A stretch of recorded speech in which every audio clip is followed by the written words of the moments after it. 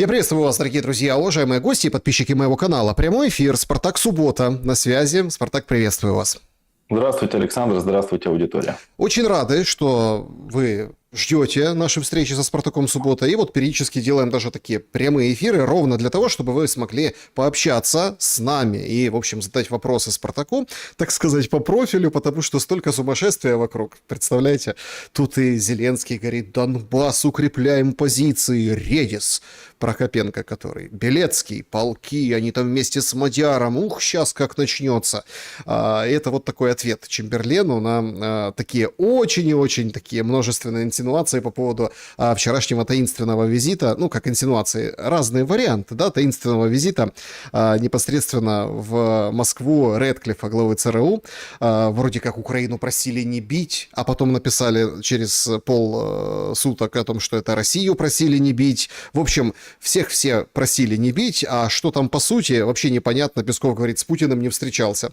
Ну, вот это вот такая главная тайна сегодняшнего дня, но суть, да, вопроса, да, который у нас сегодня в трансляции.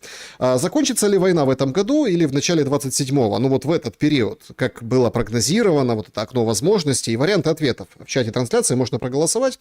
Да, дальше уже просто не вмоготу, все это понимают. Денег нет, ресурсов нет, война ожесточеннее. Ну, конечно, закончится. Второй вариант. Нет, хозяева ЗОПГ не дадут этого сделать. В принципе, продемонстрировали нам на Дне независимости. И вот эти гости, все флаги в гости к нам, о том, что ой-ой-ой-ой-ой, далеко еще до конца, и все так будут поддерживать. Но тут тоже такой нюанс, да, что немцы приезжали до Дня независимости, что Бёрнем приезжал в День независимости, говорят, будем у США просить у США, ну, то, чтобы там дали то, ну и, конечно, поделились, отлистали технические характеристики ракет британцы Украине. То есть не дадут хозяева закончить. Третий вариант. Перемирие ради выборов Зеленского, может быть. Есть такая версия, она такая экзотическая, некоторые там посмеиваются и отметают ее, но вот этот вот не единожды, скажем так, который повторил Федоров, вот этот вариант о том, что надо как-то, пора и честь знать, да, что-то нужно менять, в общем-то, и выборы проводить во время войны. Это все-таки неспроста. Есть силы, которые заинтересованы, и вполне вероятно, чуть ли там не Рэдклифф приезжал, а в каком-то варианте, чтобы не продолжалась смертоносная война, что-то провести в Украине. И четвертый вариант ответа. После выборов в Конгресс будет ясно. Ну, вот эти все вещи многие аналитики связывают с тем, что Трампу нужны очки, поэтому его доверенный, близкий, заметьте, не Уитков и Кушнер, а Рэдклифф отправляется в Москву, в общем-то, нужны очки, нужны баллы. Причем здесь Украина не первая скрипка, и по Ирану нужны баллы, и вообще геополитические, поэтому, в общем-то, Москву, что-то вот в Москву передали, да, может быть большое, может быть что-то узкое, но такое очень и очень важное. Как вы думаете, есть ли это окно возможностей закончить войну? Ну и что скажете по поводу этих таинственных встреч в Кремле? Скажу так, Александр, если честно, я не вижу перспективы окончания войны не потому, что я думаю, что она просто кому-то выгодна. Ну, сама война выгодна. Хотя мы понимаем, что она выгодна и так далее, это же заработок денег. Проблема в том, что окончание войны сейчас крайне невыгодно. Люди путают одно и то же понятие.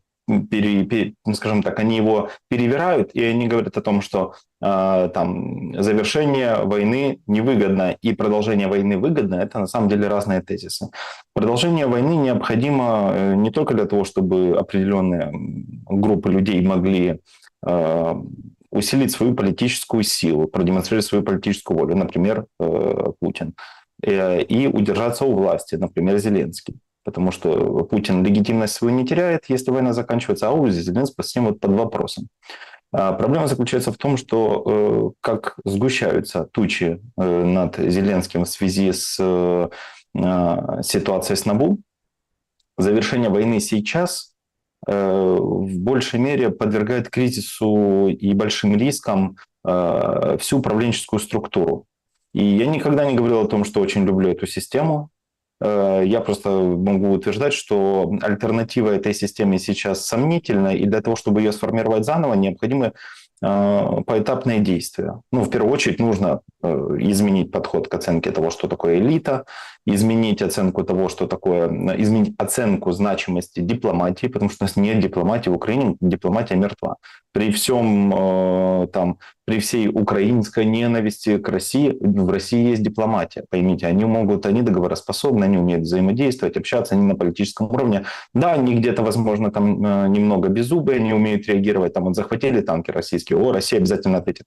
И нет ответа. Но это не признак слабости, это признак того, что есть понимание того, как ведется переговор на высоком уровне. По поводу Украины. Завершение сейчас войны – это буквально смерть нынешней власти. Под смертью, подразумеваю, в некоторых случаях фигуральную, в некоторых, Александр, случаях буквальную. Ни один человек может потерять, так сказать, уйдет почва из-под ног. Ну да, буквально умрут. Ну, то есть, и буквально их убьют, давайте я скажу прямо. Вот есть такое, и такое может быть. И, кстати, приезд ЦРУ главы ЦРУ к российскому, скажем так, ведомству, это может демонстрировать, потому что в Украину приезжают разные политики, но не приезжают те, кто решает вопросы по преступлению, по оценке преступлению. Приезжают люди с поддержкой, а вот для того, чтобы вменить форму наказания, приехали к России. То есть, это говорит о том, что есть определенная коммуникация, и форма этой коммуникации, она, мы не можем знать, она однозначна или нет, но она точно не в пользу Украины. Она может быть не в пользу России, но она не в пользу Украины. Мы не видим ничего, никакой трансляции сигналов по отношению к Украине по поводу того, что это полезно для нас. Иначе бы мы знали. Ну, вы же знаете, как у нас любят средства массовой информации раздувать. Смотрите, американцы приехали к России наказать их, сказать им, как надо. Тут тишина. Мы узнаем о том, что приехал этот глава в РФ, и больше ничего. То есть у нас нет никакой дополнительной информации. Хотя, кстати, что интересно, были приняты какие-то, да, не законы, но какие-то были на порядку денному, так сказать, были рассмотрены моменты и зафиксированы. Я точно их не помню, эти документы публиковались в 2 источниках, нужно будет их потом перепроверить, так это или нет, но там доступ к этим документам, в принципе, в открытом доступе есть. Так вот, к чему я веду? К тому, что окончание войны для Украины это буквальная смерть, в некоторых случаях политическая, экзистенциальная и биологическая для очень многих участников политического движения в Украине. А альтернативы сейчас быстрой этому нет, нечем заменить. И Зеленский на самом деле делает очень хитрую вещь. Он берет одного человека, который, так сказать, спекся, назовем это так, и заменяет его другим человеком, который еще не спекся. Единственным исключением является Умеров, который спекся везде, но везде, где он еще не успел спектись, он начинает подпекаться. То есть его везде поставили там, и он его просто меняет местами. И это на самом деле очень выгодно я даже скажу так, для украинцев в некотором плане, потому что очень сильные связи с Востоком у Умерова. Кто не в курсе, на самом деле это так. Но проблема не решается, потому что продолжение войны – это необходимое, смотрите, недостаточно, а именно необходимое условие для того, чтобы люди сместили фокус внимания с коррупционных схем, чтобы можно было всех достать, мудрую оттуда выпустить, там, даже создать условия для Микитася, создать условия для Дубовика, для всех, чтобы все, вот это оно все должно, это инфополе должно перебиться, и после этого можно снова выходить. То есть сейчас выборы не на часе. Плюс очень сильно этому, кстати, помог, важно, очень сильно помог тому, чтобы защитить Зеленского от нападков со стороны НАБУ Федоров. И он этого сам не понял. Создание вот этого контекста, нам нужны выборы, вот это вот 8-минутное видео, которое не возымело никакого положительного эффекта, а вызвало только ощущение, такой этот испанский стыд. Люди не поняли, что вообще происходит, и куда ты, что ты делаешь, для чего это необходимо. Оно сбило градус накала. Теперь накал идет с самого сначала. Теперь люди опять недовольны ТЦК, и то. Если надо, поменяют еще структуру, связанную с ТЦК, поменяют подход к оценке жесткой мобилизации. Я не говорю, уберут жесткую мобилизацию, но будут создаваться ложные условия для того, чтобы сместить фокус внимания. Ситуация с НАБУ на самом деле для киевского политикума, она критическая была бы, если бы не было эпизода с Федоровым, если бы не было ситуации по полной монополии власти над всеми органами и службами, и если бы не было смещения фокуса внимания с реальной проблемой на «ты откуда ж я знал, что там какая-то коррупция». Понимаете, то есть это, про Зеленский уже коррупция, это ж кошмар. Серьезно, увольняем срочно, и надо срочно уволить Мудрую. Мудрую взяли, типа уволили, на самом деле это ни на что не влияет, потому что фиксация данных есть, и тут одно из двух. Либо Зеленский злодей, который знал и не предотвратил, либо не знал, следовательно, некомпетентен. Если ты не знаешь, что происходит у тебя на территории, это же твоя основная территория, часть деятельности в офисе, то это под вопросом. Потому нет, я не думаю, что конец войны будет. Это раз. Второе, потому что его будут оттягивать этот конец. Не потому, что мир невыгоден, а потому, что конец войны похоронит ту структуру, которая хочет удержаться и переизбраться или подавить властью дальше. Это первое. А второе, выделены деньги. Я знаю, что есть эксперты, которые говорят, вот, выделенные деньги не гарантируют положение войны. Ни для кого, кроме тех, кому эти деньги попали в руки. Потому что бюджет уже начинает сохнуть. Еще конца года нет. А уже ощущение, как будто конец. Потому нет, война будет, как по мне. Смотрите, мое мнение, экспертное с точки зрения социальной психологии, но не экспертная как политика, что война должна продолжаться для того, чтобы социальные и политические конструкты сохранились. Так и а чем какие дольше... конструкты вы имеете в виду? Вот тут же, Коррупционный. во-первых, тут очень важно, мы в прямом эфире, и приходят новости, Трамп проснулся, Спартак. Это же всегда хорошо, когда просыпается Трамп. Значит, делает он заявление, что США интенсивно работают над тем, чтобы добиться завершения украинского конфликта. А визит Рэдклиффа в Москву он прокомментировал. Назвал это рутиной. То есть то, что там журналисты пишут, там Путин, не нападай на Европу, или там вот это для того, чтобы как-то что-то придумать, чтобы там не было эскалации, или там, чтобы ядерный конфликт не возник. А он называет это рутина. Рутина. Ну, а чего вот так это все переполошились? Ну, Рэдклифф, приехал, на самолете, поехал назад, там борт следом за ним полетел. Путин какие-то указы секретные подписал. Может, про амнистию кого-то, да, или там еще какие-то вещи. Рутина, елки-палки. Это США так работают.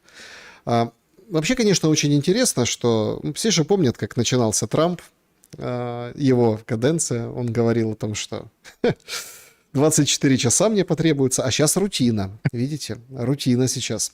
Поэтому не надо. Вот вы говорите о социальных моделях. Так а какие социальные модели? У нас в праздновании прозвучали такие вещи, которые, рефреном звучат сейчас. Рефреном. Во-первых, женская мобилизация Келлога, и причем там нравится, так все комментируют. Одни говорят, нет, ничего не будет. Другие говорят, да нет, мы не против, это нужно для того, чтобы там мужичков освободить из тыла, отправить на фронт. Война же, надо побеждать. И вот это вот все сейчас толчется вода в ступе. Но тут же интересен и другой момент. Да? Выходит вояка, лидер группы Бумбокс Хлывнюк, который собирал во время, чуть ли не на следующий день после трагедии в Киеве, очередного прилета по очередному дому с очередными жертвами, он собирал большущий митинг, митинг-концерт, да, и все пели его песни. Почему я говорю митинг слово? Он рэп поет, Бумбокс, да, речитативом, мы тут за ним все повторяли. Классно же! Нормально служит человек. Червону калину спел вначале, да, и вот стал таким певцом, героизма украинского. Его включают в телемарафон, и он говорит о том, что не должна овчарка обижаться на овец. Они боятся волка, а овчарка охраняет. Тут впору додумать, что, понятно, этих овец все равно съест пастух. Понимаете? А вот такая у нас социальная модель. Есть овчарки, обиженные и не очень. Есть овцы, которые типа боятся волка. Есть овцы, которые боятся пастуха. Но в конце концов, кого стригут, а кого на мясо. То есть, очень простая социальная модель. И это нам говорят уже практически открыто. Вопрос. Физически это как долго может продолжаться с обществом? Это один вопрос. А второй вопрос, есть же уже и бунты овец, ну, Тернополь не даст соврать. Несмотря на то, что был до этого Киев, Львов, все было. И были вот эти слова ТЦК, избитые вот эти резко, грубо задержанные во Львове товарищи, которые участвовали там в погроме Бусика. Этих пока непонятно, что с ними будет. Ну, наверное, будет. Ну, быстрой реакции уже нет. То есть на следующие сутки никого в Тернополе не отлавливали. Но, тем не менее, видимо, контекст немножко другой, геополитический, политический, ситуация немножко другая. Но все равно система должна как бы повлиять на этих людей, которые отбили в Тернополе вчера как бы человека и прошли потом еще маршем по Тернополю. Слушайте, овцы звереют или кого стригут, кого на мясо, так и будет продолжаться? Ну, во-первых, по поводу Хлевнюка. Если бы у меня отняли обе лобные доли и снизили мой IQ вдвое, я бы тоже, как и он, говорил такие же вещи. Только не бесплатно, а за деньги. Это несложно, тем более, когда ты подвержен давлению, и у тебя есть такие условия. Ты либо полностью поддерживаешь действующую власть и ее тенденции, по давлению инакомыслящих, либо ты сам становишься инакомыслящим, и тебя очень быстро нагибают. А поверьте, нагнуть обычного гражданина значительно сложнее, чем нагнуть публичную персону, потому что публичная персона становится, скажем так, сразу же персоной нон-грата и чувствует эту боль. А нагибать каких-то average громадян – это значительно сложнее. Второе, на что я хочу обратить внимание. Вы сказали то, что это рефрен. Ну, смотрите, рефрен – это, по сути, литературное обозначение значимого какого-то литературного слова, которое что-то значит. Я бы так не сказал. Я чисто с точки зрения психиатрической скажу, это скорее персеверация речевая, либо логоклония, ну, типа повторяющиеся заикания, не имеющие никакого отношения к интеллектуальной деятельности. И все, что они транслируют, все, что это транслируется, это не имеет никакого смысла в этих словах. Эти слова – это просто, еще раз, персеверации. Настойчивое повторение одних и тех же лозунгов. Мы это еще называем методичкой. Потому здесь методички двух типов. Первая – поддерживающая, общая. Вторая – оппозиционная. И если оппозиционная не срабатывает, нужно усиливать, естественно, действующую. Если действующая не срабатывает, усилим оппозиционную. Что делать, если и оппозиционная, и действующая не срабатывает? Мы срочно находим врага и публично его казним. Как только мы казнили публично вот какого-то врага, в данном случае этим врагом выступал, внимание, номинально врагом этим выступал Федоров. Как только происходит эта казнь, снимается напряжение у общества. И вот что интересно, когда он выпустил вот это видео, я понимаю даже, кто эти слова ему писал. Я знаю этих людей, кто формировали эту идею, этот текст, но она не сработала. И как только он заявил о том, что нужно выборы, и, возможно, он будет идти в политику, люди с этими табличками такие, так, чувак, наверное, что-то тут не то. И они прям именно, ну, у них и такой жаргон, потому что большинство людей, которые вышли на этот митинг, это подростки. И для них Федоров – это крутой, но чувак. Понимаете? То есть это не правитель, не лидер, не кто-то еще. Это просто крутой, но чувак, молодой. Потому они себя ассоциируют с ним. И за счет эффекта самореференции опираются на свое представление о норме. Они, собственно, формируют интерес к этой персоне. Хотя они совсем не знают, кто это такой. Теперь отвечая на ваш вопрос конкретно.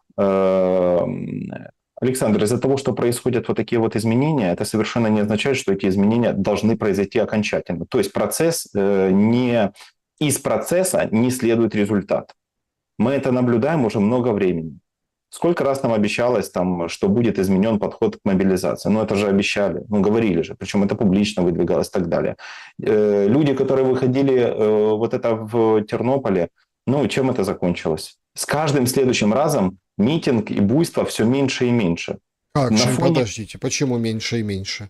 Объясню. Потому что масштаб сильно меняется. Частота не определяет значимость. Значимость определяется масштабом. Поймите, все социальные явления определяются не частотой. Мы можем каждый день делать микромайданы. Это ни на что не влияет. Люди быстро устают, и это не обретает никакой значимой модели для оценки социального недовольства. Но если мы говорим про масштаб, достаточно одного, но масштабного. Один масштабный картонный Майдан был подавлен. Все, ну, подавлен имеется в виду самим Майданом. То есть они сами себя подавили. Что это люди безидейные, это люди со взглядами. А иметь взгляды, иметь идею, мы, я надеюсь, оба понимаем, что это не одно и то же.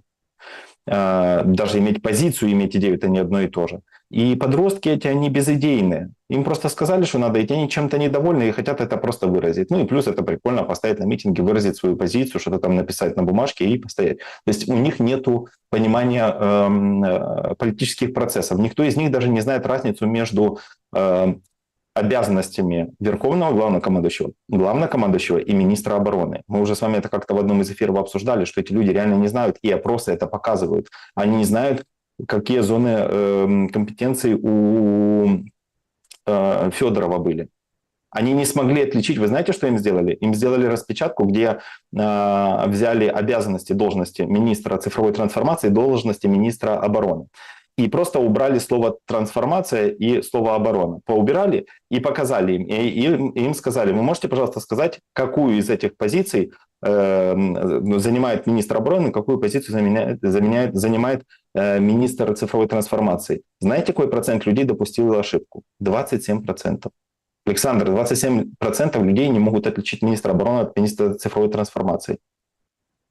Так это, ну, вы хотите, чтобы эти люди что-то определяли, и это что-то значило? Ну, они вот вышли, да, повозмущались. Хорошо, что не было такого резонанса, как было раньше, а то бы еще заставили всех на коленях стоять и извиняться перед ТЦК и кричать «Слава Кто ТЦК». это, подождите, кто эта сила?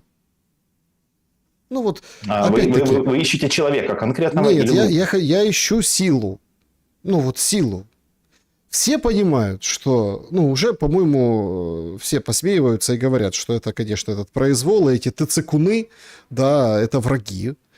Все это уже это не ПСО, не Кремль снял Союз, там, Союз фильмы или какой-нибудь там Луганск фильм. Не-не-не. Это уже все понимают. Но все как под дудочкой Нильса крысы говорят, ну, ТЦК надо поддерживать, они делают свою работу. Понимаете? Ну, то есть, все вроде как уже все понимают, но стадное вот это как бы мышление, оно продолжается. Ну как же, мобилизация. Ну да, мобилизация. А что еще делать? Альтернативы никакой нет. Проблема в том, что вы говорите, кто эта сила, Почему но... мир не альтернатива? Почему договариваться не альтернатива? Нам рассказывает Зеленский, что он создал полки с Ретисом и Белецким, а сегодня эвакуация масштабная детей из Запорожской области, где там Зеленский, кстати, вот сегодня записывал этот видосик свой очередной. Александр, я очень душный в вопросах дефиниций. Вы говорите, почему мир не альтернатива? Альтернатива, но не вариант. Понимаете? Давайте уже определяться. Конечно, это альтернатива, но не подходящий вариант.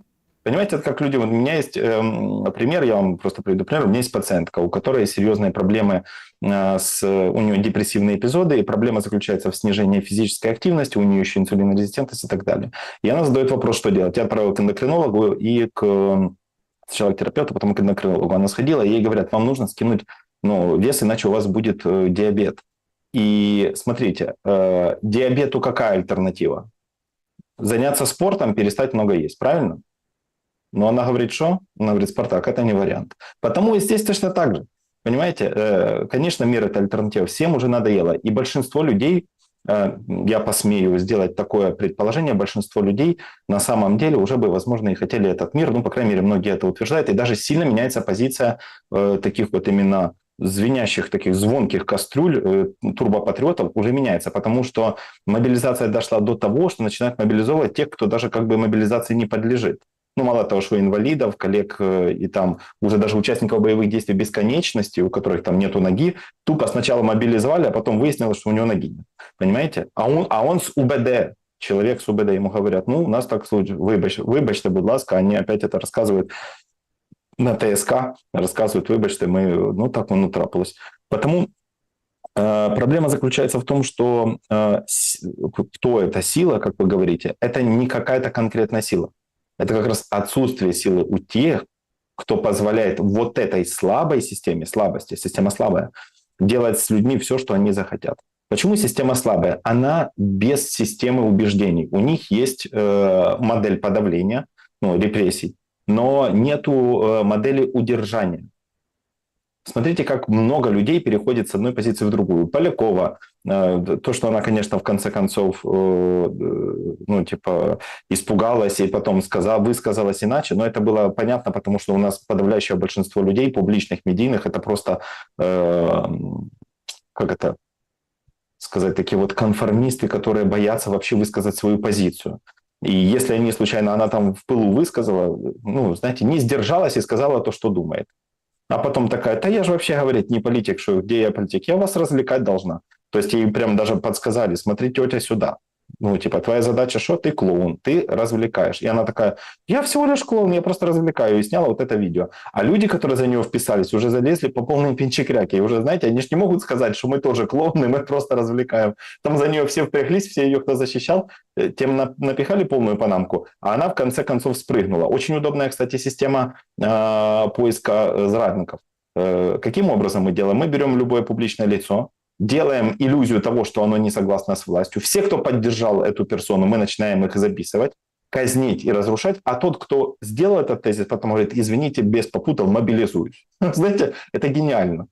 Бесконечный процесс. И вы спрашиваете, где эта сила? Да нет тут вопроса сил. Тут просто как раз отсутствует сила у тех, кто должен подавлять вот это слабое зло. Почему оно слабое? Перспективы у него никакой нет. Потому что перспектива одна. И это даже не вопрос альтернативы, Александр. Сейчас уже нет варианта, когда это можно сгладить. Есть в шахматах такое понятие, шахматный цугцванг. Любое следующее движение просто усугубляет ситуацию на доске. Для Украины точно. Меня мало волнует, что там для России, потому что я не живу в России, я не должен отвечать за... Это россияне должны сказать, что они думают по поводу России, как они хотят и так далее. Потому что я часто тоже слышу наших экспертов, они используют подмену тезиса и вотэбаутизм. Мы говорим, у нас проблемы с продовольствием, у нас бьются по инфраструктуре, у нас бьются туда. А вот вы видели, как по Wildberries ударили? Да какое мне нахрен дело, как там ударили по Wildberries? Алло, у меня мама живет в Ирпене, она не живет в Самаре, понимаете? То есть нас не это должно волновать. И мы после войны не будем жить в Самаре. Все еще зависит, конечно, от того, как эта война закончится, кто его знает, где закончатся границы. Мы надеемся, что все закончится миром на тех границах, на которых есть сейчас. Но точно не хуже. Но проблема-то остается. Люди занимаются смещением фокуса внимания, потому что им нужно валидизировать собственное страдание. А еще важный момент. Разделение общества сейчас, вот вы говорите, где сила, это тоже важный момент. Крайне радикальная форма патриотов в своем радикализме укрепилась. Но и те патриоты, которые были такими слабозадыми декадантами, скажем так, они сменили фокус внимания и стали уже такими более либеральными и сказали, да не, что-то нам надо заканчивать эту войну. Так вот, разделение идет по какому принципу? Люди, у которых мобилизовали людей и которые хотят, они используют confirmation bias, это называется подтверждение предубеждений. Поскольку мой муж, ребенок, брат, сват, друг служит, я должен валидизировать эти страдания и сказать, что все остальные тоже должны служить. И вторая категория людей, которые все потеряли, они говорят, слушайте, я потерял все, это люди, как правило, более интеллектуально развитые, я потерял все, не хочу, чтобы мы потеряли еще и это. Давайте, наверное, заканчивать и смотреть на, делать подсчет убытков, как это делается при бизнесе. Давайте делать подсчет убытков, посмотрим, где мы можем остановиться и как наладить эту всю инфраструктуру. Поэтому, когда вы задаете вопрос, где это зло, да, зло таится в нас самих. По сути, просто в неспособности проявить силу. Смотрите, тут какая еще по поводу патриотизма сегодня стала известная история. Всех ваш патриотизм за, в общем, бал. Особенно сейчас, во время хаоса, бардака, уничтожения людей и охоты на мужчин. Сельсовет во Львовской области пожаловался в СБУ на женщину. Женщина отреагировала на пост сельсовета, где жители упрекали, что у них нет флагов на домах. Призывали их вывешивать ко Дню независимости Украины. Чиновники увидели в комментарии признаки неуважения к флагу, общественной дестабилизации и сепаратистских настроений. Представляете, во Львовской области. Другие, там комментаторы другие под этим постом в общем, поддержали, да, что не на показ должен быть этот патриотизм, а в реальных каких-то делах. Чего вы, на женщину наехали. То есть женщина, да, высказалась в соцсетях, и все, добрый вечер. Алло, СБУ. Это прям как, знаете, с какого-то анекдота, с какого-то мема, но это очень грустный мем. Причем кто? Сельсовет. где-то там во Львовской области призывает: вывешивайте флаги, а и не вывешивают. Флаг и патриотизм, понимаете? Это, ну, такая очень, очень и очень тонкая, наверное, тема. Потому что, с одной стороны, вроде как, ну, ничего такого, ну, там, например, идет человек на какой-то концерт или там какой-то по какой-то дате, ну, вывесил у себя флаг или пошел, взял с собой, там, попрыгал, потанцевал с флагом. А с другой стороны, слушайте, если так наложить, ну, просто вот на каждого из вас, да, вот можете в комментариях написать, а вы вообще всегда носите флаги с собой там на концерты или на какие-то, или у вас там дома, а дома есть, например, у вас флаг, вы его вывешиваете? Ну, то есть, а если вывешиваете, то это как бы типа патриот, а если не вывешиваете, то что, как бы сепаратисты вы? Ну, то есть, мы видим как бы перевертыш от обратного. Очень показательная ситуация в той же Львовской области, где там ТЦКшника зарезали, например, да, в той же, где вот эта история перед Тернополем была. То есть, ну, с другой стороны, если ты вывесил флаг и, например, там зарезал ТЦКшника, ты ж не перестал быть патриотом. Очень удобно. Слушайте, Александр, вы прям, знаете, даете им новые смыслы. Ну, начнем с того, что вы очень правильно подметили. Смотрите, что вас возмущает. Вы говорите: «Спартак», в сельсовете, даже в Львовском сельсовете такое произошло. Еще раз. Все это кроется именно в словах «сельсовет».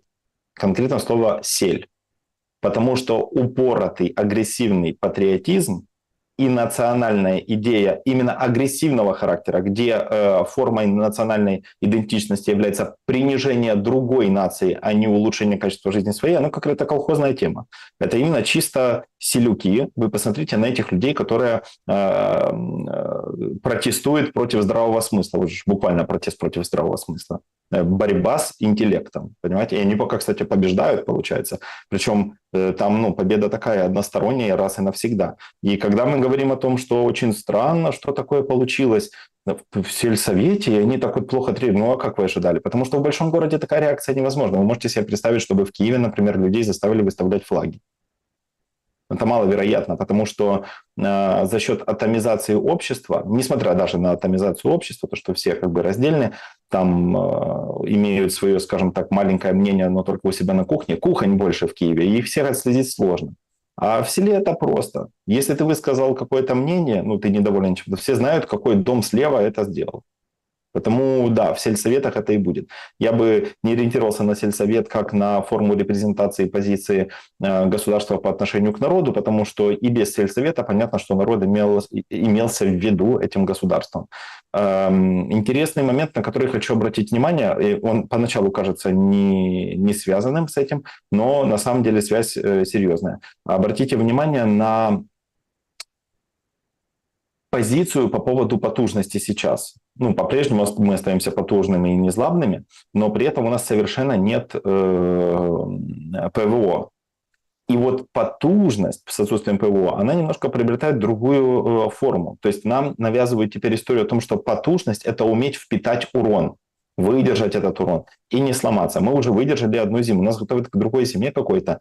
Мне вот интересно, она будет и правда жестче или нет. Потому что будет она жестче или нет, даже зависит не столько от Российской Федерации, сколько от подготовки Украины, у которой, я напомню, бюджет, который должен был закончиться только к концу года, уже закончился.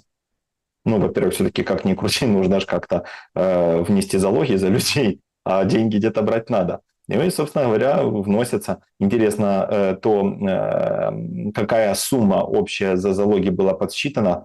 Если я не ошибаюсь, я не помню, где это видел, 1,2 миллиарда гривен было потрачено на залоги за последние пару лет для коррупционеров, которые работают на офис президента, либо напрямую с ним связаны. Ну, можно же было бы эти деньги направить куда-то угодно. Ну, куда угодно, в принципе.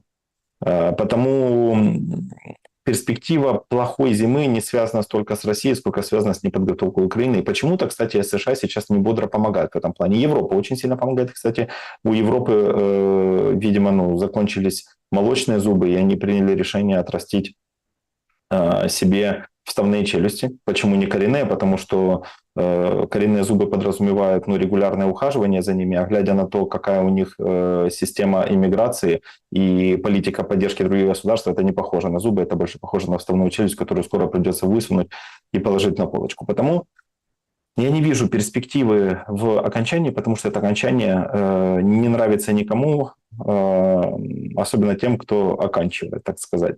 А люди не будут оставаться в комфорте даже после окончания войны какое-то время. Мы с вами, кстати, когда-то, по-моему, зимой мы это обсуждали, что Украину и украинцев после окончания войны даже при самых благоприятных условиях для Украины ждут темные века. Снова-таки с инквизицией, как все следует, как должно быть в темных веках, с инквизицией, антисанитарией, заболеваниями, отсутствием нормальной вакцинации. Только в данном случае вакциной будет интеллект и здоровый смысл. Это да. Насчет вакцинации такая специфическая, конечно, тема, и параллель, и метафора, но все-таки, если мы посмотрим на то, что из себя представляет, да, вот сейчас Украина, и вот эта потужность. Многие обратили внимание в соцсетях, что вот эта Елена Зеленская какая-то вот такая недовольная вышла. Там, конечно, шутят, что пришлось приехать в Украину на саммит, на саммит леди и джентльменов, но она как бы сделала словарь стойкости, понимаете? В Лавре это все как бы открыли, презентовали, и, мол, вот смотрите, какие мы стойкие. Вот эта стойкость, кажется, что эта стойкость сродни, какой-то, правда, вы знаете, говорят, там, зеленая плесень, ты попробуй ее выведи, нужны какие-то специальные средства. Модели игры точно такие же, Спартак. Сегодняшняя ситуация с Маском. Орден ему выписывает. Я думаю, тот Маск, про тот орден, для него это, знаете, как вот я играю в компьютерную игру. И когда ты проходишь какой-то квест, тебе в игре, оно только в игре отображается, тебе дают какую-то как ачивку, достижение. Вы убили 12 врагов за 10 часов. И такой, типа, там такая блямбочка появляется. Так вот эта штука для меня более значимая, чем для Илона Маска какой-то там орден. Ребята, ордена, все эти награды, все это потеряло какой-то смысл на территории Украины. Объясню почему. Потому что статус, какой орден? Орден ни о чем. Статус уже потерял смысл. Статус просто берется и передается за деньги. Ты можешь купить себе место в службе в ТЦК, ты можешь себе купить право выйти из тюрьмы, из СИЗО. У тебя есть возможность выехать только за деньги. То есть у нас уже это не имеет никакого смысла. В первую очередь по причине того, что для поддержания значимости вот этих блямбочек представители, которые имеют эти блямбочки, сами должны быть по себе значимыми. Еще раз, когда Карасю дают какую-то награду, это превращает эту награду в кусок говна. Сразу же. Можно, кстати, по каким-то таким вещам просто смотреть, кому выдают какие награды. Какой-то Рамине выдали какую-то там награду. Мне очень понравилось, как одной эскортнице, которую снимал мой товарищ на Новый год, и я ее видел на Новый год, я с ней там познакомился. Ей это было начало войны, и, в общем, да, ее там, она весело провела время, не только с товарищем, но и с его друзьями тоже, и, получается, ей через 1,5 года после этого ГУР дали какую-то награду, и потом эту еще награду, потом она получала награду от Зеленского, чтобы вы понимали просто уровень значимости этих наград. Я думаю, Илон Маск гордится. Очень серьезный статус, награду получил, счастье, вообще просто, понимаете, смешали с проститутками. Извините, проститутки, это эскорт. Я неправильно изъяснился, тем более нельзя говорить проститутка, это сильно стигматизирует женщин, которые торгуют своим телом. Потому получается вот как. Вот какая история. Что вот эти все блямбочки, все награды и все прочее, оно потеряло смысл. И оно потеряло смысл не потому, что кто-то другой, вроде нас это там обесценил, или там кто-то другой нам сказал, что это не имеет смысла. Это обесценило именно правительство, потому что как только ты снижаешь значимость национальных символов, либо делаешь национальный символ токсичным, например, флаг. Он же с чем ассоциируется? Флаг Украины теперь ассоциируется с триггером, с раздражителем, с каким-то упоротым... С похоронами, с упоротым маргинезом, который рассказываете, на каком языке ты должен изъясняться. с патриотами, с позицией, когда тебе говорят «Слава Украине», ты, если не говоришь «Слава Украине», тебе ломают ребра, простреливают легкое. То есть у тебя должна быть какая-то позиция, которая полностью согласуется с вот этим элементом. Флаг должен ассоциироваться с чем-то приятным и независимым от власти. Почему-то у людей происходит отождествление власть, государственные символы. Нет, власть будет меняться, государственный символ останется. Хотя впоследствии, кто его знает, как это будет, глядя на уровень токсичности по отношению к этим национальным символам и государственным мерилам суверенитета, мне кажется, что, возможно, кстати, это даже и переиграется, потому что время не на стороне Украины, и вся национальная идея, которая заключалась в позиции антироссии, со временем перестает быть эффективной. То есть поначалу я понимал, почему так происходит. Ну, типа там отстояли, и вообще сам, знаете, такой, типа, вот, мы показали, нас хотели быстро захватить, не получилось. И сам испытывал какое-то такое, знаете, чувство, ну, что мы молодцы. А потом прошло время, и я понял, что это ни на что не влияет, это просто тупо обман. И ладно, когда я люблю, когда меня качественно обманывают, знаете, то есть я не против, если меня хороший мошенник качественно обработал, забрал твои бабки, он показал, что он может. А тебя просто избили, обоссали и забрали, все. А ты еще виноват, вся в тюрьму, кстати. Вообще, Как конечно, деньги меняется это все, меняется. Вот тут наш же, вот этот, я упоминал Келлога и Простите женскую. за жаргон, да, я просто, знаете, так немножко эмоционально высказался. Все же это помните Келлога? Наше ПВО, наше ПВО. Сейчас говорят, нет, Келлог не ПВО. Но Келлог, по-моему, сходит с ума. В прямом смысле этого слова. Отставной козы-барабанщик. Ну, кроме женской мобилизации, он последнее вот эти время, да, вот это, он же там приходит там ко всем и там дает интервью разным, там, Раминам и всем остальным. Слушайте, ну это прям мне стало больно его слышать. Два заявления Келлога. Трамп неохотно, но уважает Зеленского. Они как два магнита, ну, как бы отталкиваются друг от друга. Витков и Кушнер не могут понять войну, не понимают Россию. Их участие в переговорах – это ошибка. И второе заявление, но оно уже про Иран.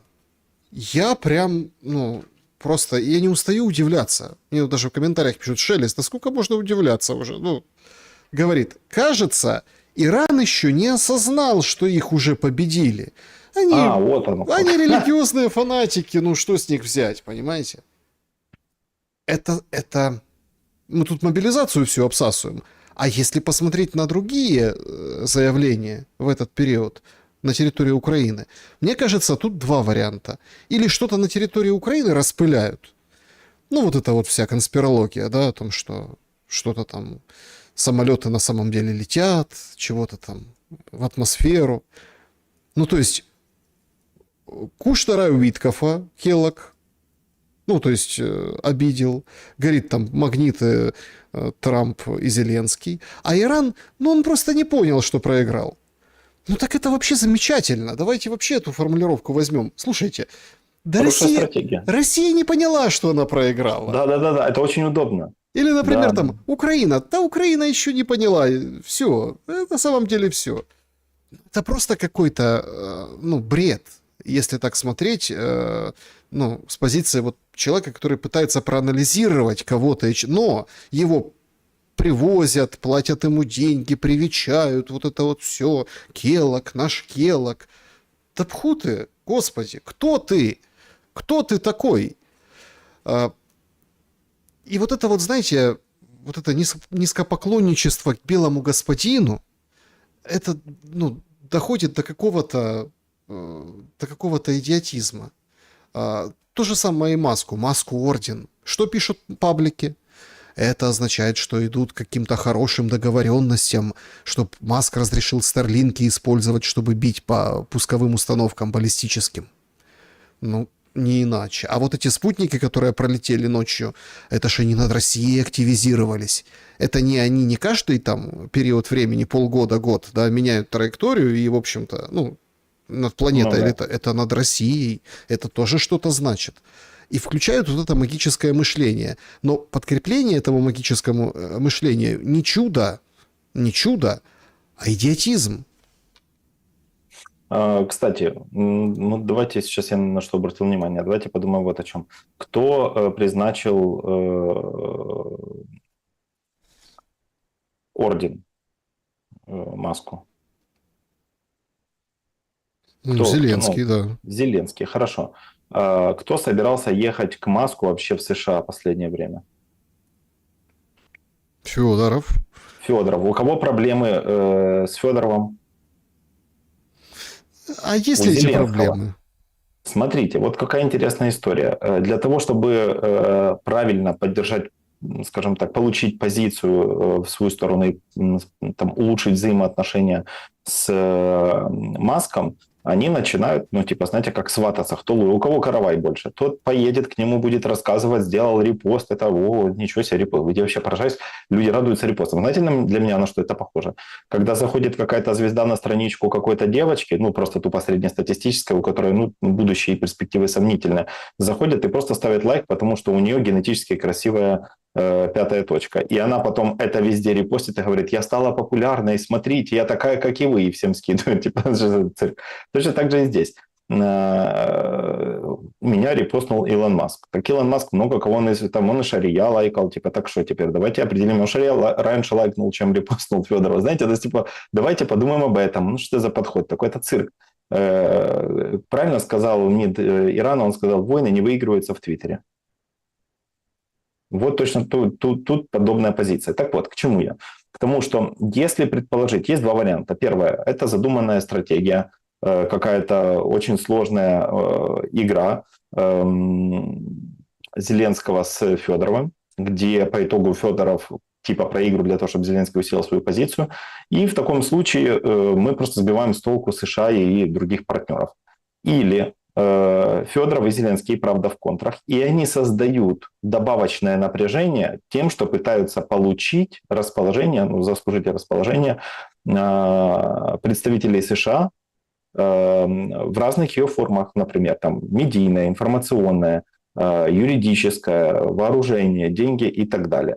К чему это все идет, я не совсем понимаю. Выглядит так, как будто бы они хотят разложить яйца в разные корзины. Например, ну, понятно, что будут скоро выборы, и, допустим, одни яйца нужно к республиканцам положить, другие демократам поцеловать. Потому, получается, надо как-то все-таки это все успеть организовать. И они стараются как бы покрыть максимум возможностей. С точки зрения политической технологии это неплохая стратегия. Кстати, между прочим, и с точки зрения социального влияния это неплохая стратегия. Опять-таки, мы просто возвращаемся к к одному простому вопросу. Будет что-то решаться по войне или не будет? Это все, конечно, круто, что вы там как-то договариваетесь, там, ну, показываете, какие вы там как бы можете, кто-то репост сделал. По войне что? Мы будем воевать, дальше продолжать. Нет, кто-то вообще в последнее время никто ничего не говорит, кстати. По этому поводу никто. А хотелось бы. Ну, будем ждать, кстати, когда они что-то скажут. Потому что если у вас есть новости, кстати, что сказали, важный момент, извините, слушайте, это осенило. Вспомнил, как раз, может, у людей появятся вопросы по поводу этого. Вы обратили внимание, что в связи с историей с НАБУ упоминался некоторый, ну, типа, шеф. И там рассматривался как шеф либо Зеленский, либо Буданов. Вы обращали на это внимание? А Ну, теперь понятно, наш... что на Буданова будут все стрелки, потому что Зеленский Рафик Очень не виноват. удобно. Да. Очень удобно, да. Так вот, я к чему? К тому, что последнее время Буданов в медиа не так активен, как ну, типа где-то 2 месяца назад. Он давал только пару комментариев. Он давал комментарий по поводу ТЦК, по поводу военных, и, по-моему, больше я не помню, о чем он еще давал комментарий. 2 месяца назад это был активный участник медийного поля. Что поменялось? Почему он это сделал? И плановая ли эта история с тем, чтобы подставить Буданова? Но есть подозрение, что там все-таки на пленках слышно и Кирилла. Не Зеленского, Кирилла. Да. Люди, давайте так, как любит говорить Алексей, таксисты говорят, что слышно было историю они исказили звук и текст они замазали, но при использовании определенных методов демаркировки можно увидеть, ну, кто это. И там было показано, что это Буданов. На самом деле это так или нет, я говорить не могу, не знаю. Но это то, что говорят, как говорит Арестович, таксисты. Да, ну что, друзья, давайте перейдем непосредственно к вашим вопросам. Это самая любимая часть наших прямых эфиров. Ну, вообще, конечно, знаете, вот эта вся история, ну, аж как-то неприятно, не по себе становится. С Ермаком, который тоже, кстати, мог быть руководителем, назван, Кстати. мудрый, на пленках, нам показывали чертовщину всякую, эзотерику, битву экстрасенсов, да? А сейчас в этой серии нам показывают порочную любовь мудрой Микитася, который ее писал.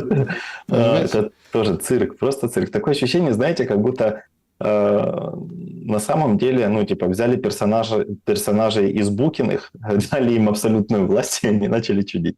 Просто Так цирк. нет, ну чудить, не чудить, но рейдерство-то абсолютно нормальное, абсолютно реальное. Документы, окошки в финмониторинге, документы, чтобы переписать собственность абсолютно, ну, как бы настоящие, не книжные, не мелодраматическая эта вся, как бы, канитель, а вот прям реальная.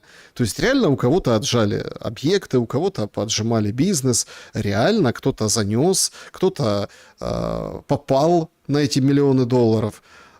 И народу, который не понимает, сколько это 4 миллиона долларов, да, которые как бы есть, а потом как бы их не получала эта мудрая, у который там пытается жить там от зарплаты до зарплаты, молиться, чтобы не прилетело по его квартире, потому что непонятно, где жить, или эти переселенцы, особенно пенсионеры с 3000 пенсии, они даже не могут снять квартиру в том городе, куда их эвакуируют. Сейчас очередная же масштабная эвакуация. Но 4 миллиона долларов, это правда как какое-то шоу, как какой-то спектакль они посмотрели, понимаете? А по сути, это же страшные вещи, это страшная коррупция. Да, Александр, и знаете, дело даже не в том, что они куда-то не дошли туда, куда должны были дойти. Они дошли к тем, кому точно не должны были бы попасть. Вот в чем дело. В этом беда, знаете. То, что оно не дошло до инфраструктуры, ладно, но как-то народ украинский может там побороться, что-то стянуть, взять на характере, где-то затерпеть, меньше кушать, хуже одеваться, меньше пользоваться электроэнергией. Все, ну, я это могу понять, люди как бы и более тяжелые периоды переживали. Проблема в том, что это попалось тем людям, которые это, во-первых, никогда не оценят, а во-вторых, делают все возможное, чтобы ухудшилась ситуация в государстве. Ладно, если бы они воровали, и при этом это бы как-то улучшало качество жизни, ну, граждан. Есть такие виды коррупции, когда человек ворует, он улучшает качество жизни, но большую часть дохода оставляет себе. Окей, такое мы знаем, такие примеры есть. Но тут это работает совершенно иначе. Тут это получается, каким образом люди воруют, качество жизни ухудшается у граждан, у людей, но и при этом сильно улучшается качество жизни у тех, кто стремится разрушить качество жизни граждан. Это бесконечный поток, чисто дантовский ад, знаете, и вот нету конца и края этому. Они как будто просто переходят с одного круга на следующий, просто по этажам бегают. И опять-таки, если мы берем с точки зрения социальной технологии, каждая следующая итерация снижает волю людей к борьбе, потому что возникает мысли уже не о том, как бороться и не соглашаться с этим. Я не говорю прям майданы, какие-то там недовольства, я говорю именно просто абсолютное несогласие, там бойкоты там, рабочего характера и так далее, высказывания, изменения позиции в интернете, в реальной жизни. Это просто приводит к тому, что люди такие, отсюда надо уезжать. То есть заметили? То есть люди не стремятся что-то уже менять. Они говорят, не-не-не, я уже все понял, тут не изменить, надо сваливать. Да. И все больше и больше людей уезжает. Они понимают, что это невозможно поменять. Ну и В этом там всякие эксперты говорят, вот если война закончится, многие уедут. Конечно. Причем, чтобы денег заработать, потому что, ну, как бы, а те, кто там рассчитывают, кто вернется, не вернется, а еще и новые поедут. И действительно это, ну, вот правда, показывали же, вот там Гончаренко устраивает в шоу этих ТЦКшников, пытает. Смешно так, слушайте. Никто не воевал в Луцке. Ну, там единицы какие-то. Так они еще как будто умственно неполноценные. Они не Да, умеют разговаривать, не знают, как отвечать. Ну, то да. есть я понимаю, что им задают вопрос, ответ на который подразумевает тюрьму. Ну, то есть, но они должны как-то выкрутиться. И выглядеть дегенератом абсолютно последним и законченным, это точно лучше, чем сесть на зону. Не выбирают этот путь. Ну, а теперь представьте, что делать с людьми, для которых выглядеть дегенератом – это благо. Ну, подождите, Оно их спасает. дегенераты дегенератами, но родичи у них за границей, жены за границей, они здесь на заработках, понимаете? Здесь они на заработках. Да, да. Кровавых вот таких вот заработках. Итоги нашего сегодняшнего вопроса, они вот такие. Закончится ли война в этом году, в начале 27-го, то есть в это, то, что предрекалось, да? 3% считают, что перемирие ради выборов возможно, ну, то есть все-таки это неспроста нам шумят по поводу выборов и возьмут паузу. 3, просто 3. То есть 3%. не больше 3. 3%. Я понял. 16% да, дальше уже не в моготу. 17% после выборов в Конгресс будет видно. Ну, короче, в ноябре. До ноября будет жесть, а потом посмотрим. Ну и 65% считают, что нет, не закончится, не дадут хозяева ЗОПГ. Что думаете по поводу итогов? Я думаю, что у ЗОПГ уже даже, ну, как бы хозяева немножко в шоке такие, типа, в смысле он не слушается. То есть я думаю, что там уже все дойдет до того, что их хозяева потеряют какой-то легитимный потенциал влиять на Зеленского. Я думаю, то, что даже под давлением он может отказываться. Ну, типа, с рисками, с угрозой и так далее. Но страдать, то, что будет страдать один человек и его семья, сколько там, 10-15 человек, это волнует мало. Меня больше волнует, что будет многомиллионное государство страдать. В этом беда. Потому в целом я с голосованием согласен. Но смотрите, Александр, я сразу хочу сделать оговорку. Потому что часто бывает так, что мы прогнозируем одно, в итоге получается совершенно другое. Я буду безмерно рад, буквально буду очень счастлив, я просто буду реально счастлив ошибаться. Если война закончится к концу года, я признаю, что был неправ, я скажу, что Мураев был абсолютно прав по этому поводу. Я персонально ему напишу письмо, скажу, слушайте, вы были правы, насколько сильно я был недальновидным, как хорошо, что я смог все-таки узнать, что это так. Всем, кто утверждал, что война закончится, у вас есть тоже такие эксперты, которые утверждают, что война закончится в этом году. Да, я совсем соглашусь, признаю и буду рад. Я рад ошибаться. Проблема в том, что последнее время я почему-то мало радуюсь. Мало ошибаюсь. Надо терпеть, чтобы порадоваться один раз, ну хорошо. Значит, вопросы. Режим Блиц, вопросов много. Ждали нашей встречи люди. Клуб зрителей Шелли. Старик.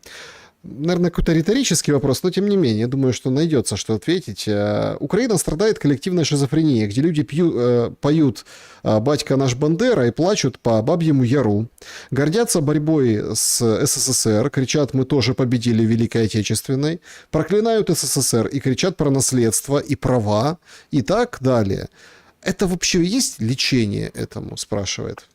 В психиатрии есть такое понятие, как амбивалентность. Ну, типа двойственность в ощущениях, в переживаниях. Ну, я бы сказал, что здесь поливалентность, многочувственность. И амбивалентность часто имеет логическое подкрепление всех сторон. В данном случае у них есть логическое объяснение. Только одно из этих логических объяснений, оно руководствуется здравым смыслом, второе логическое за счет рационализации подгоняет желаемое под действительное. Поэтому да, у этого есть объяснение, и для того, чтобы сохранить тот маленький кусочек никчемного рассудка, который у них остался, людям необходимо придумывать конструкции, и они их придумывают. Сообщество YouTube отсюда. Пользователь Илья Муромец себя называет. Такой вопрос. Если Россия снова попробует пойти на Киев, какие шансы на успех? Если вдруг у них каким-то образом получилось, и что тогда будет с Зеленским и Европой? Благодарю. Я не знаю, что будет с Зеленским, с Европой все будет в порядке. Я могу сказать, честно сказать, меня мало волнует, что будет с Зеленским, меня волнует, что будет с Украиной. Я немножко смещу фокус внимания в вопросе. Я не знаю, что будет с Зеленским, не знаю, что будет с Украиной, но и с тем, и с другим, о чем мы говорим, хорошего ожидать не приходится, потому что у Зеленского перспектива слабая. Он не сможет уже быть активным политическим деятелем в долгосрочной перспективе, потому что такой уровень нагрузки на мировую экономику просто по причине несогласия на те условия, которые предлагались ранее, еще в 2022 году, как Арахамия нам об этом рассказывал, но они повлекли колоссальные последствия чисто для всего мира. Потому эгоистичные люди, которые не способны быть дальновидными, они будут вынуждать нести ответственность людей, которые ни в чем не виновны. Здравствуйте, уважаемый Спартак. Являются ли для вас синонимами слова «привычка», «эффект толпы», «национальный менталитет» и «коллективное бессознательное»? Спасибо за Спартака-пацифиста. Особая благодарность, с уважением, Наталья. Спасибо, Наталья, за вопрос. Нет, эти явления не отождествлены, при этом одно может формировать другое. Например, представления, какие-то общие тенденции с ценностями могут формировать тенденции к привычкам. Потому что привычка легко меняется. При желании привычку, в принципе, можно изменить за 21 день благодаря активности прилежащего ядра и формированию активности в базальных ганглиях. Кому интересно, загуглите то, что я сказал, вы поймете, как формируется привычка. Но то, что мы говорим про национальную идентичность, про ценности и все остальное, это не является привычкой, это может являться направленностью. То есть, например, идея может быть как форма направленности для сохранения рассудка, для сохранения качества жизни, для обеспечения полноценного психического статуса. Потому нет, я не отождествляю эти явления, и если где-то, возможно, вы услышали мое отождествление, я либо был некорректен, либо имел в виду что-то другое. Но нет, это вещи совершенно разные. Мгм. Здравствуйте, Спартак. Что вы чувствуете, когда по сердцу надо оправдать родину, а по совести вы понимаете, что внутри страны полицаи, мародеры, коррупционеры? Сможете ли вы свою родину простить? Алена. Спасибо, ну, кстати, очень классный вопрос. Мне родину прощать не за что, мне пришлось бы прощать, во-первых, народ, а во-вторых, тех, кого народ избрал. Родина-то, она как бы сама по себе ни в чем не виновата, понимаете, она просто является конечным бенефициаром последствий, а конечным бенефициаром финансовым является правительство, а конечным бенефициаром, скажем так, качества жизни являются граждане. Потому родину прощать не нужно, а если оправдывать, то, поверьте, знаете, мне обманывать не надо, я сам обманываться рад. Если мне необходимо будет что-то оправдать для того, чтобы сохранить представление о той модели, которую я транслирую, я сделаю это. Просто я стараюсь быть объективным. Внимание, не являюсь объективным, а стремлюсь к этому. Нельзя быть абсолютно объективным в современном мире. Мы получаем слишком много разносторонней информации, и эта информация как это влияет на наше представление о тех или иных вещах. Более того, мы попадаем все под вот это влияние подтверждения предубеждения, да, то есть мы стараемся искать ту информацию, которая подтверждает нашу систему убеждений для того, чтобы укрепиться в своей позиции. Я не считаю, что виновато государство. Когда мы говорим о том, что проблема в России, или мы говорим о том, что проблема в Украине, мы не совсем корректно изъясняемся. Мы используем неправильные дефиниции. Дело не в государстве и даже не в территории самой страны. Проблема в том, кто определяет эти территории и чего он дальше хочет. Вопрос от Петра. В нашей жизни огромную роль играет привычка. Какова ее доля в формировании доброго и злого в человеке? Вот, кстати, по поводу данного вопроса. Привычка сама по себе – это просто модель действия по отношению к контексту, в котором человек находится. Сформировать привычку можно. А вот то, о чем говорит человек, который задает этот вопрос, он говорит про совесть и про мораль. Мораль определяет представление о злом, добром, хорошем, плохом и так далее. И в контексте этого привычка просто может отражать наше мировоззрение и нашу тенденцию к моральности и проявлению нашей совести. Потому она играет роль в формировании поведения. Но формирование поведения происходит под давлением мотивов. И если наши мотивы основаны на ситуационной этике, есть такой тип этики, который рассматривает все под призмой контекста, то говорить о моральности и о привычках ориентироваться на хорошее, плохое, добро и зло, речь не идет. Я, например, не ориентируюсь на хорошее, плохое, доброе, зло, я ориентируюсь на эффективно, неэффективно. У меня здесь более утилитаристический подход, потому он многим кажется циничным. Он и правда во многом циничен, но пока что все, что я слышу про добро и зло, это просто какие-то спекуляции, на фоне которых совершается все больше и больше преступления. Потому я лучше буду ориентироваться на факты и на цифры. Мгм. Вопрос Спартаку. Как вы считаете, будет ли женская мобилизация? Что вы видите по манипуляциям и с какой целью их применяют? Женская мобилизация – запугать, чтобы восприняли уступки в войне, снижение возраста для мужчин, чтобы больше людей выехало. В чем причина? Мгм. Есть такой эффект, называется эффект приманки. Мы предлагаем человеку два товара. И среди этих двух товаров человек, естественно, будет покупать тот, который дешевле. Но нам необходимо, чтобы он покупал тот, который дороже. Чтобы человек купил тот, который дороже, который хотя по качеству не сильно лучше, нам необходимо ввести третий товар. Третий товар будет по качеству хуже и при этом дороже. И тогда на фоне вот этого по качеству хуже и того, что дороже, люди будут принимать решение приобретать тот товар, который является оптимальным именно для продающего. Точно так же и здесь. Если люди, мужчины, там, допустим, не хотят мобилизовываться полноценно, то мы создадим условия, при которых они вынуждены будут что? Согласиться на это, и будет общественное давление еще более сильное. Тогда мы там предлагаем им альтернативу, которая никому не нравится. Альтернатива – это мобилизация женщин. Я не думаю, что будет массовая мобилизация женщин, потому что они себе не представляют масштаб конфликта с украинскими женщинами. Это, поверьте, это то, чего точно никто не хочет. Это последнее, в чем заинтересованы власти, это хуже обычного Майдана. Если украинская женщина сердится, это проблема. Поэтому я думаю, что будет мобилизация определенных верств, будет популяризация мобилизации женской, но насильственной мобилизации женщин не будет. Спартак Суббота, Роман спрашивает, как перестать играть на два стула? В вопросах, от ответа на которые уходят по шаблону антисемитизму не место в 21 веке. В мирное время просто грабят ресурсы, вывозят деньги на Запад. А сейчас уже и кровь пьют с цифровой удавкой. Дия, полстраны в могилах. И как в таком раскладе определить, кто на самом деле внутренний враг? Я считаю, что внутренним врагом является тот, кто нарушает идеи и концепции, которые культивирует. Вот такой человек для меня внутренний враг. Потому что если человек внутри Так государства... культивируют идеи и концепции, ужасное же. Да, но если он их и нарушает, так понимаете, в чем дело? Они же их культивируют, и они же их нарушают. В этом-то и суть. Тут же вопрос заключается в чем? Как вот такую эпоху, когда не хочется быть антисемитом, но условия создают такие, как будто вот ты уже начинаешь смотреть в ту сторону, что все как будто бы как заговор. Я понимаю, о чем этот вопрос, он очень хороший, на самом деле, грамотно поставленный. И задача передо мной стоит такая, дать понятие, определить, что является антисемитизмом в таком ключе и как играют с общественным сознанием.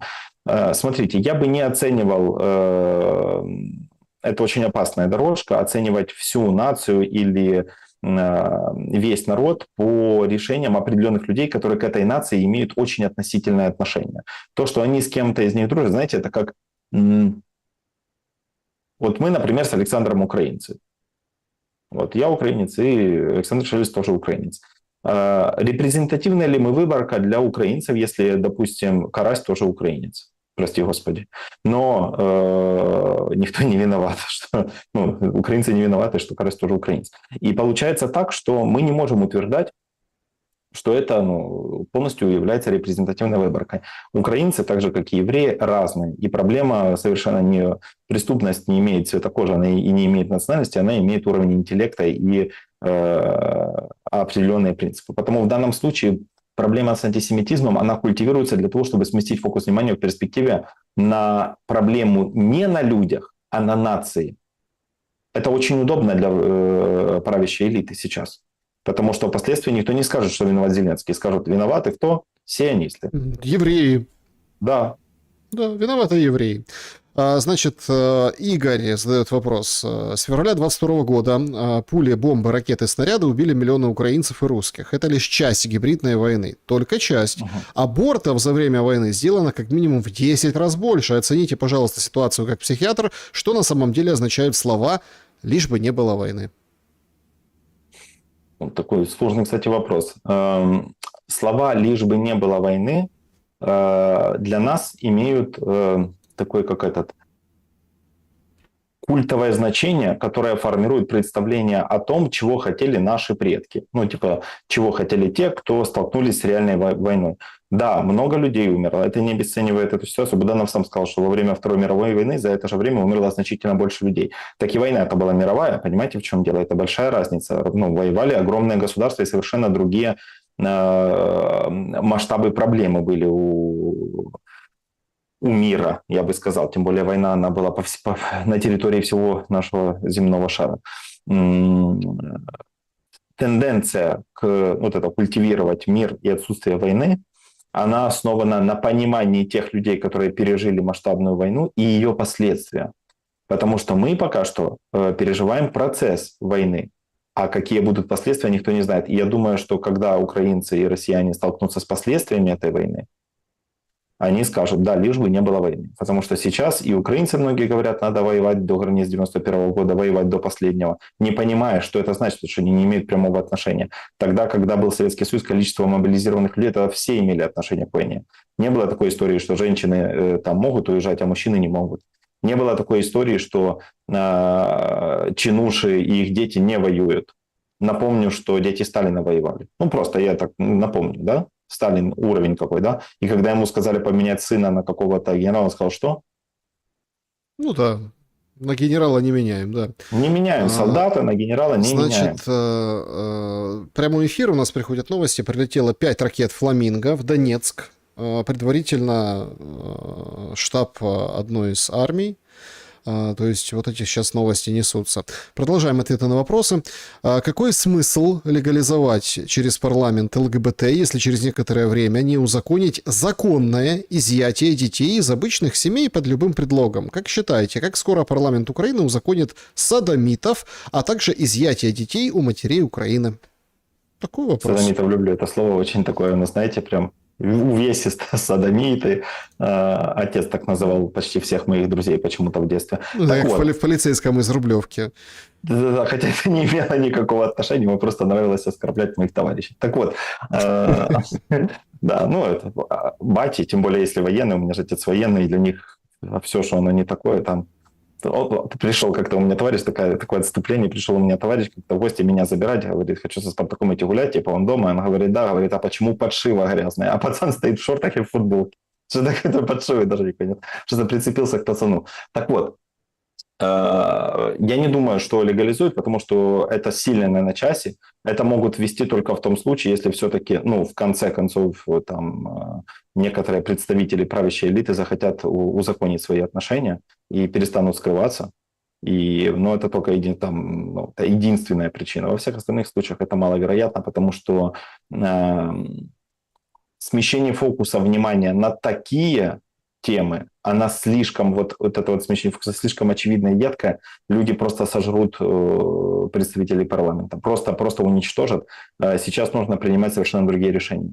Но если мы говорим про послевоенное время, то, я думаю, нужно будет как-то поднимать демографию с колен.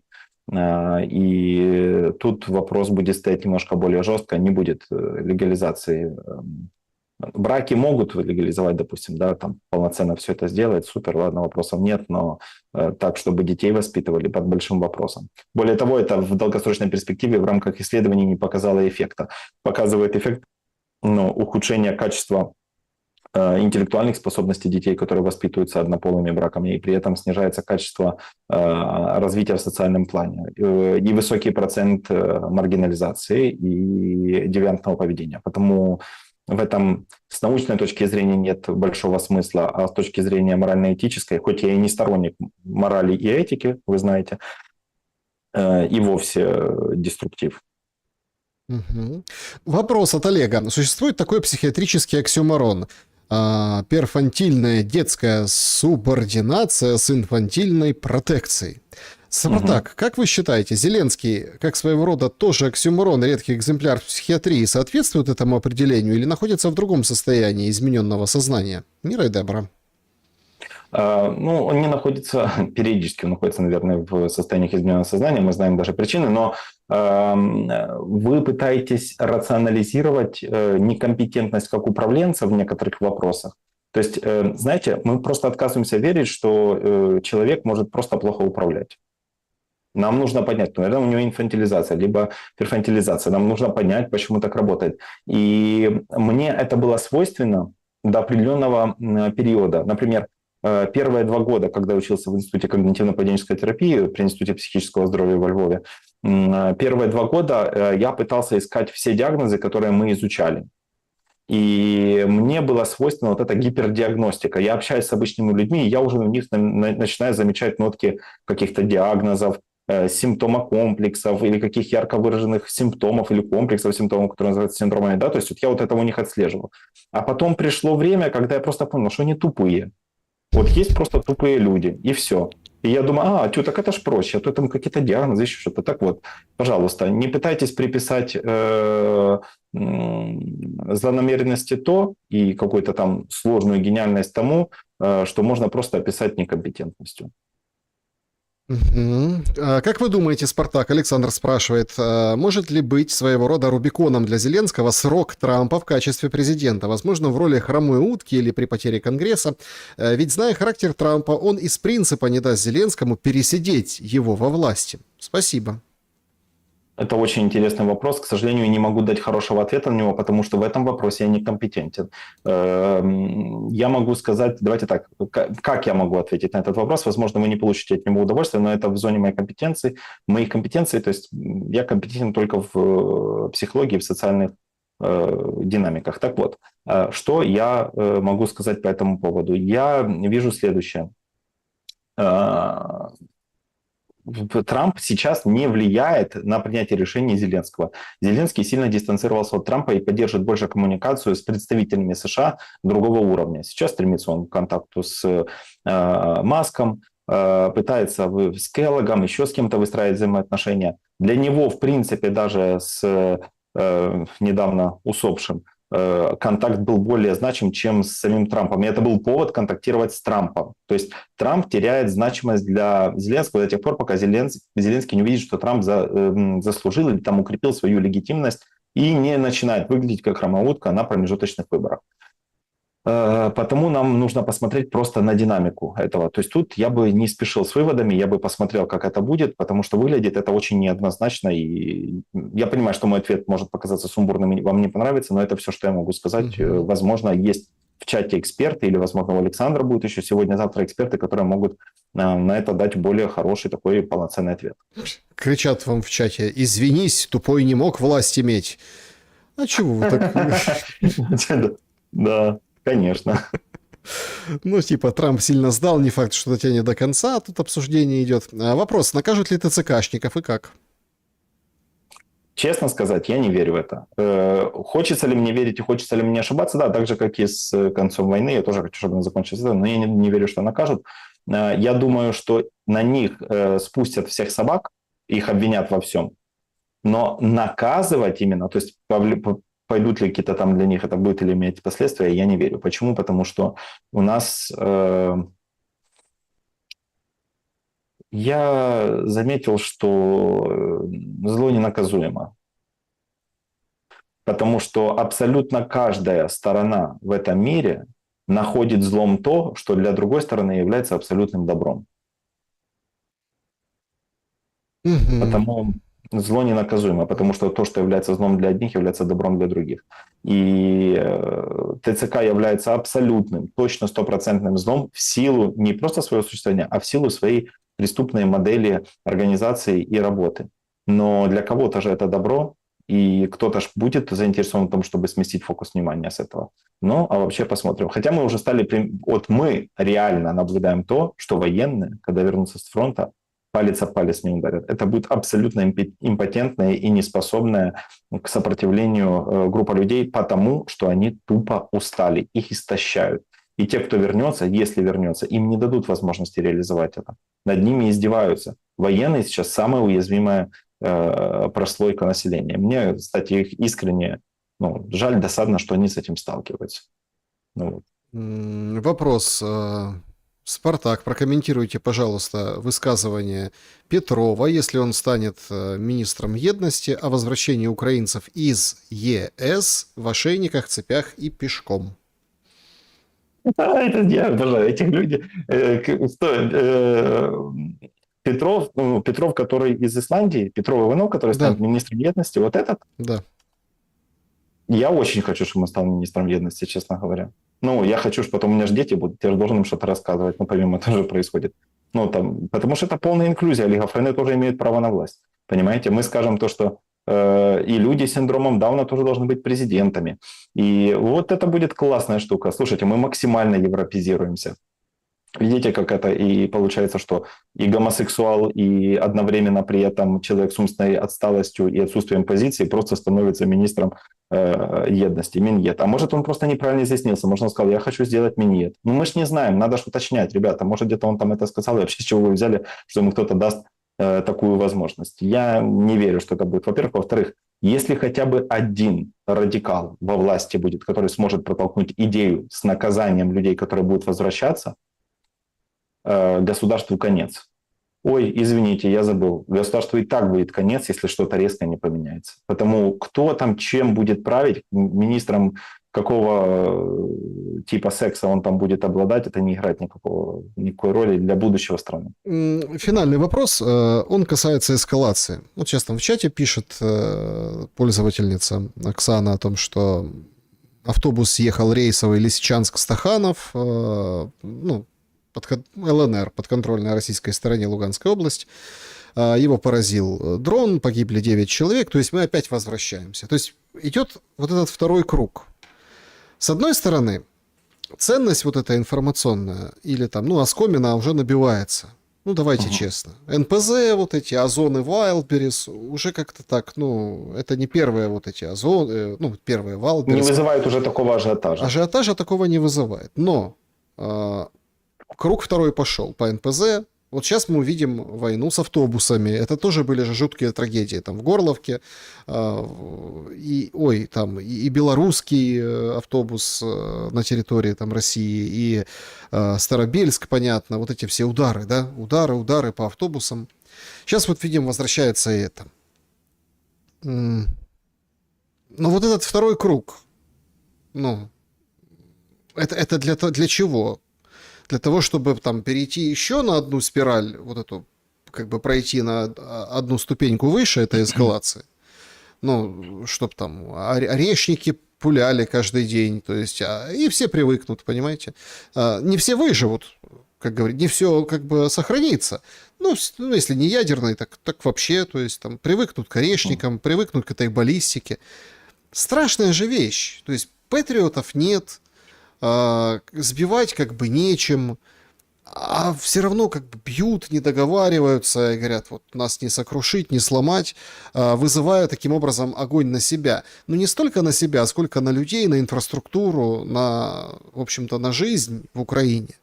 А потом, когда эту жизнь потрепает изрядно, это берут, фотографируют и показывают. Фотографии Трампу приносят, там, европейским партнерам и оправдывают таким образом следующий удар. Этой веревочки, вот куда она ведет? Потому что вы так упомянули эту тяжелую зиму. Ну, это же как образ. Там, тяжелая зима, да? А у кого-то тяжелая, а у кого-то не очень. А у кого-то главная проблема — флаги не вывесили в селе во Львовской области, понимаете? То есть, да, а у других проблема — полки пустые, генератор зарядить, разобрать завалы, жилья нет, да, там погиб еще, не дай бог, кто-то из родных и близких. А третий встречает, в общем, похоронную процессию, да. Ну, то есть кошмар же. Что вы думаете по поводу следующего этапа? Вы задали вопрос, зачем продолжается вот это вот второй круг. Я бы сформулировал его не так. Очень часто важен вопрос, не просто, ответ. И тут вопрос следующий. Не зачем, а почему продолжается. Потому что они не могут прекратить это. У них нет возможности это прекратить. Если они сейчас это прекратят, это будет говорить о том, что они попробовали, не получилось. Надо имитировать перспективу до конца. То есть, значит, мы не все использовали, или мы можем еще что-то сделать, или у нас есть еще вот такие потенциалы, или это только начало, мы так можем бесконечно. На самом деле Украина может это делать очень долго, потому что поставки беспилотников нарастают, вот у них там начинается производство ракет «Фламинго» и так далее, но только ПВО нету. Вот нюансик тут маленький, это тоже нужно учитывать. Вот нет ПВО, и с этим большая проблема. И